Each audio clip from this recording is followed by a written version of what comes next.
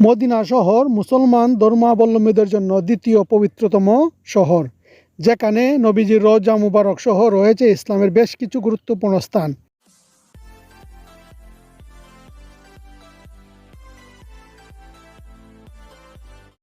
আসসালামু আলাইকুম ইয়া রাসূলুল্লাহ, আসসালামু আলাইকুম ইয়া হাবিবাল্লাহ। মসজিদে নববী নামাজ পড়বো এখন।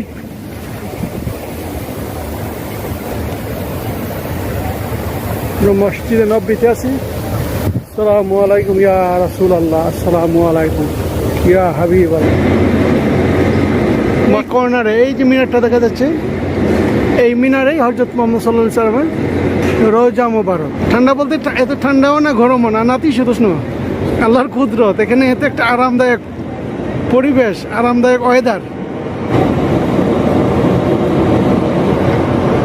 আমরা যখন এখানে ঢুকি, মানে এই ছাতাগুলো ছিল না, এখন সূর্য আসবে এই জন্য এই ছাতাগুলো দেওয়া হয়েছে। দেখেন কত সুন্দর। এই যে উহুদ পাহাড় দেখা যাচ্ছে, ওই যে উহুদের যুদ্ধ বলি, এই যে উহুদ পাহাড়। আল্লাহু আকবার।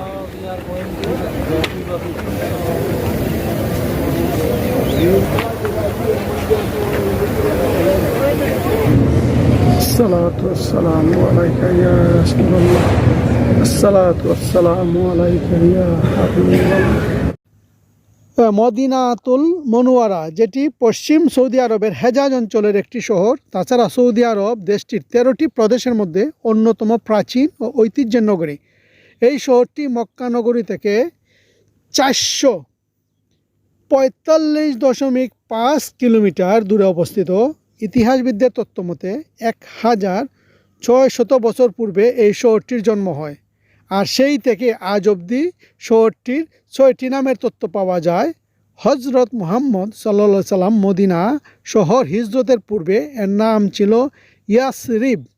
1622 খ্রিস্টাব্দে যখন মুহাম্মদ সাল্লাল্লাহু আলাইহি সাল্লাম মদিনা শহর হিজরত করলেন, তখন এর নাম রাখা হলো মদিনাতুল মুনাওয়ারা আল নবাই, যার অর্থ হচ্ছে উজ্জ্বলতম শহর বা নগরী।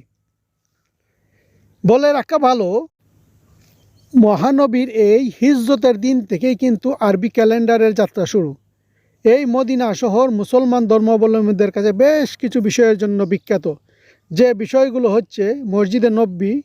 জানা যায় মুহাম্মদ সাল্লাল্লাহু আলাইহি সাল্লাম মদিনা শহরে আগমনের পরে ব্যক্তিগতভাবে এই মসজিদে নির্মাণের কাজ শুরু করেন এবং এই কাজে অংশ নিয়েছিলেন, যা পরবর্তীকালে মুসলিম শাসকরা মসজিদের সম্প্রসারণ ও এর সৌন্দর্য বর্ধন করিয়েছেন।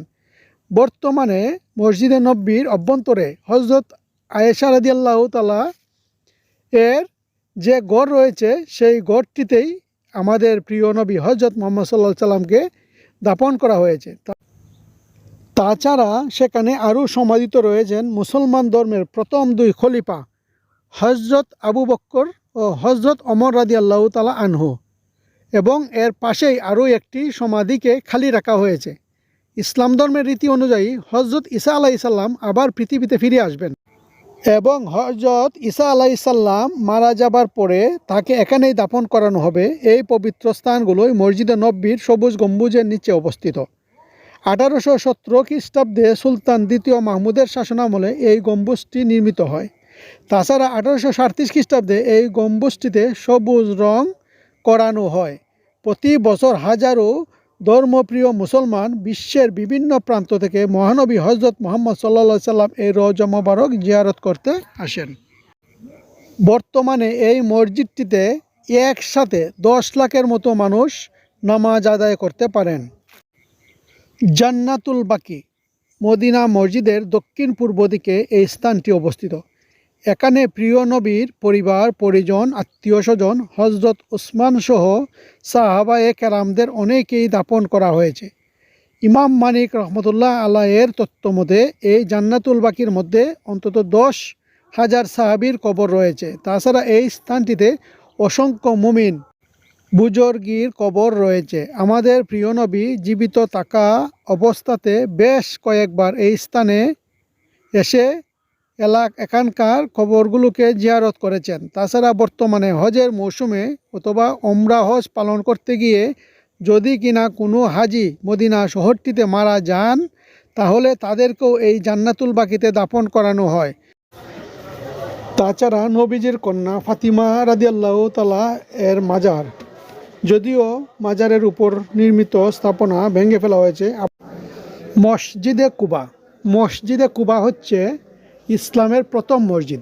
নবী করিম সাল্লাল্লাহু আলাইহি সাল্লাম মদিনা আগমনের পরে সর্বপ্রথম এই মসজিদটি প্রতিষ্ঠা করানো হয়। তাছাড়া হিজরতের পরে নবী মুহাম্মদ সাল্লাল্লাহু আলাইহি সাল্লাম এই মসজিদটিতে 14 দিনের মতো অবস্থান করেছিলেন বলেও জানা যায়। পুরো পৃথিবী জুড়ে সম্মান ও মর্যাদার দিক থেকে মসজিদুল হারাম, মসজিদুল নববী ও মসজিদুল আকসার পরে মসজিদুল কুবার অবস্থান। এটি ইসলামের ইতিহাসে প্রথম নির্মিত মসজিদ, যা মুসলিমদের একত্রিত হওয়ার ও ইবাদতের কেন্দ্রবিন্দু ছিল।